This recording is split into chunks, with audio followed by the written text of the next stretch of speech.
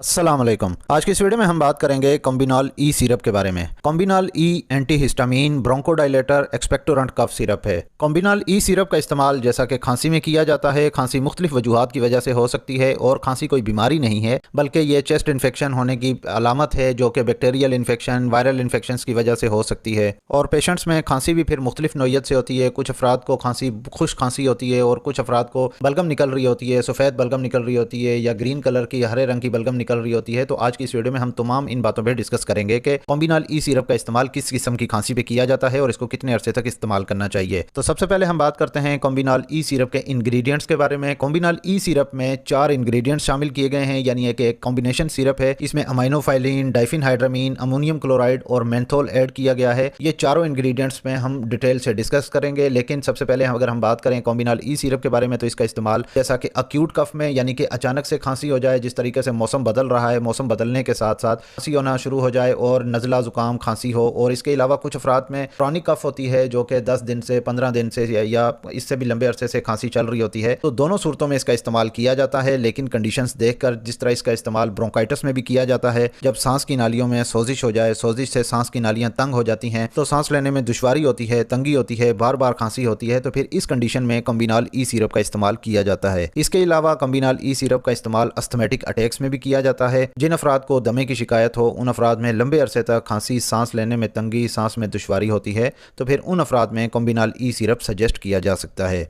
इसके अलावा ऐसे अफराद जो स्मोकर्स हों और लंबे अरसे से स्मोकिंग कर रहे हों, और जो अफराद स्मोकिंग करते हैं उनमें चेस्ट के इन्फेक्शन की प्रॉब्लम चलती ही रहती है। ऐसे अफराद जो सिगरेट पीते हैं, तो उन अफराद में मुसलसल सिगरेट पीने से, सिगरेट नोशी करने से सांस की नालियों में टार जम जाता है, सांस की नालियों में सोजिश हो जाती है, स्वेलिंग हो जाती है। कुछ अफराद में खांसी के साथ साथ बार बार बलगम भी आता है, तो उन अफराद में भी फिर कॉम्बिनॉल ई सिरप का इस्तेमाल किया जा सकता है। अब जैसा कि कॉम्बिनॉल ई सिरप में एक इंग्रेडिएंट अमाइनोफाइलिन ऐड किया गया है। अमाइनोफाइलिन क्या करता है, जो सांस लेने में जो तंगी दुश्वारी हो रही होती है, कुछ अफराद में सांस लेने की वजह से सीटी भी बजती है, तो फिर उन अफराद में अमाइनोफाइलिन सांस की नालियों को खोलता है, जिससे सांस लेने में आसानी होती है और सीटी बजने की आवाज़ भी खत्म हो जाती है। इसमें फिर जो दूसरी मेडिसिन डाइफिनहाइड्रामीन है, जो डाइफिनहाइड्रामीन शामिल की गई है।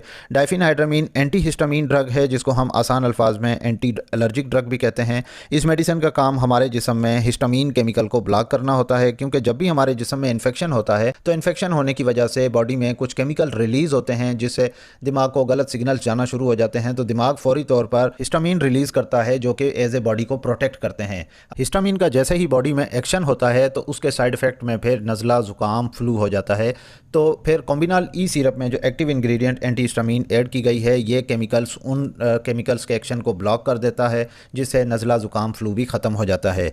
इसके अलावा इसमें अमोनियम क्लोराइड शामिल किया गया है। जिन अफराद में बलगमी खांसी हो, बलगम बार बार निकलती हो, बलगम जमी हुई हो सीने के अंदर, और ये सिरप फिर क्या करता है कि बलगम को पतला करके निकालता है। कुछ अफराद में बलगम केरा अंदर गिरने की वजह से उल्टी, दिल ख़राब होने की भी शिकायत होती है, तो बलगमी खांसी को ख़त्म करने के लिए कॉम्बिनॉल ई सिरप का इस्तेमाल किया जाता है।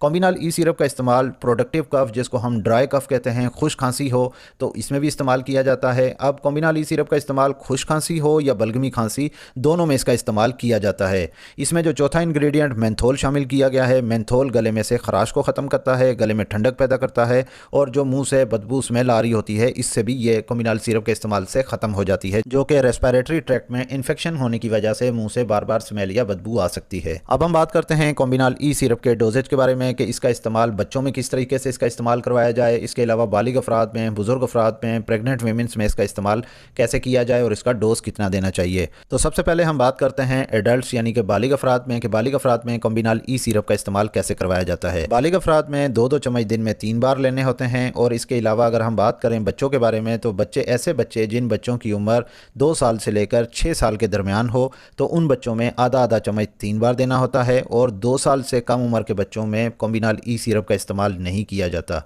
और इसके अलावा ऐसे बच्चे जिन बच्चों की उम्र 7 साल की उम्र से ज़्यादा हो और 12 साल की उम्र के दरमियान हो, तो उन बच्चों में 1-1 चम्मच दिन में 3 बार दिया जा सकता है। और जिन बच्चों की उम्र 12 साल से ज़्यादा हो, तो वो बच्चे एडल्ट डोज में शामिल होंगे, यानी कि उन बच्चों में एडल्ट डोज ही दिया जाएगा, जो कि 2-2 चम्मच दिन में 3 बार दिया जाएगा।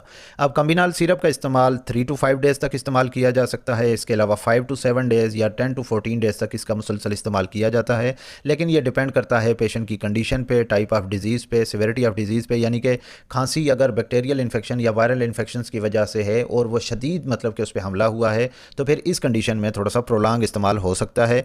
अदरवाइज़ अगर mild to moderate chest infection हुआ है तो फिर इस कंडीशन में ज़्यादा से ज़्यादा 3 to 5 डेज़ में ही चेस्ट इन्फेक्शन क्लियर हो जाता है। अब हम बात करते हैं कि कॉम्बिनॉल ई सिरप का इस्तेमाल प्रेगनेंसी यानी कि हामला ख़वातीन में इसका इस्तेमाल करना चाहिए या नहीं। तो जैसा कि कॉम्बिनॉल ई सिरप कॉम्बिनेशन में है, इसमें 4 इंग्रेडिएंट शामिल किए गए हैं, तो इस सूरत में कॉम्बिनॉल ई सिरप का इस्तेमाल नहीं करना चाहिए, क्योंकि कुछ ऐसे इंग्रेडिएंट भी हैं जो कि पैदा होने वाले बच्चे में बर्थ डिफेक्ट पैदा कर सकते हैं और इसके अलावा माँ को यानी कि हामला ख़वातीन में भी किसी न किसी सूरत में नुकसान पहुँचा सकते हैं, साइड इफ़ेक्ट कर सकते हैं।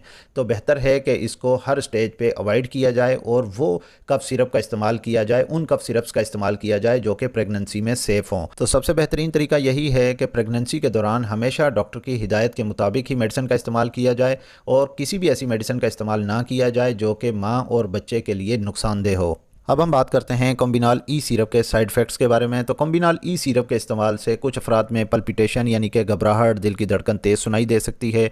इसके अलावा गुनूदगी हो सकती है, सुस्ती होने की शिकायत हो सकती है, हल्का हल्का सर में दर्द रहने की शिकायत हो सकती है। इसके अलावा कुछ अफराद जो लंबे अरसे तक इसका इस्तेमाल कर सकते हैं, उन अफराद में इंसोमनिया यानी कि मुसलसल इसके इस्तेमाल से नींद ना आने की शिकायत हो सकती है। तो ये जितने भी साइड इफ़ेक्ट्स हैं ये टेम्पररी होते हैं। जैसे ही इस मेडिसिन को आप बंद करेंगे, इसका स्टॉप करेंगे, तो ये साइड इफ़ेक्ट भी ख़त्म हो जाएंगे और इन साइड इफ़ेक्ट्स को ट्रीट करने के लिए किसी भी मेडिसिन की ज़रूरत नहीं पड़ती।